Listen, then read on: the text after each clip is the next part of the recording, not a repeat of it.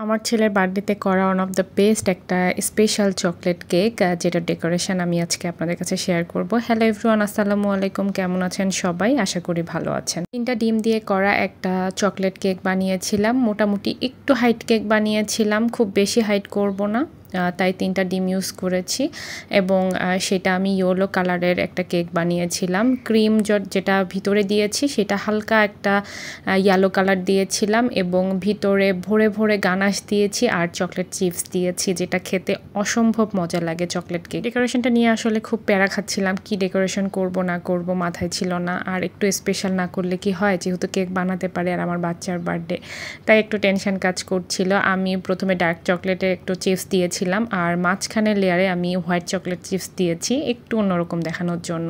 আবার থার্ড লেয়ারে আমি আবার চকলেট গানাশ দিয়ে চকলেট চিপসগুলো দিয়ে দিয়েছিলাম।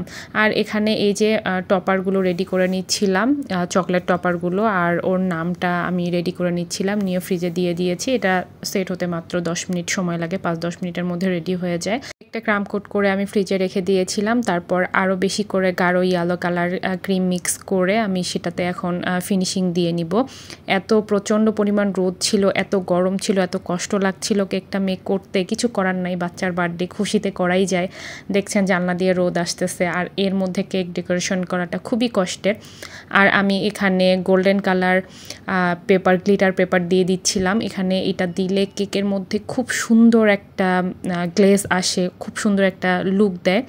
আমি চতুর সাইডে দিয়ে নিচ্ছিলাম। তারপর এই যে টপারগুলো শেয়ার করলাম, এগুলো না আমি এমনিতেই নিয়েছিলাম, যে ওর বার্থডেতে করবো এজন্য না, আমার শখে আমি নিয়েছিলাম। বাট আনফর্চুনেটলি ওর বার্থডেতে হচ্ছে এইগুলোই ডেকোরেশনের জন্য খুব বেস্ট একটা অ্যাক্সেসরিজ হয়েছে আমার জন্য।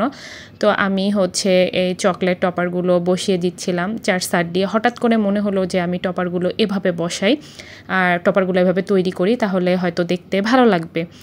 তো যেই কথা সেই কাজ, এই তো এরকম করে আমি টপারগুলো চতুর সাইড দিয়ে বসিয়ে দিলাম। এই গ্লিটারি বলগুলো দেখতে না খুব কিউট, আর কেকের মধ্যে এত সুন্দর লাগে ডেকোরেশন করলে। আমি ফার্স্ট টাইম করেছি। আর এই যে ইয়াশা যে লেখাটা ছিল এটা বসিয়ে দিয়েছিলাম, কিন্তু একটা হাসির ব্যাপার হচ্ছে আমি এসটা উল্টা করে দিয়েছিলাম। এটা আমি পরে বুঝতে পেরেছি, তারপর হচ্ছে পরে এটা আমি ঠিক করে নিয়েছিলাম। আর এই বুলেট সুগার বলগুলো আমি দিয়ে নিচ্ছি, এটাতে দেখতে বেশ ভালোই লাগছিল। পরে আমি গ্লিটার বলগুলো উঠিয়ে ফেলেছিলাম, কারণ এটা একটু পিছনে হয়ে গিয়েছিল। ভাবলাম যে সামনে দেই, কারণ টপারটা বসাতে হবে।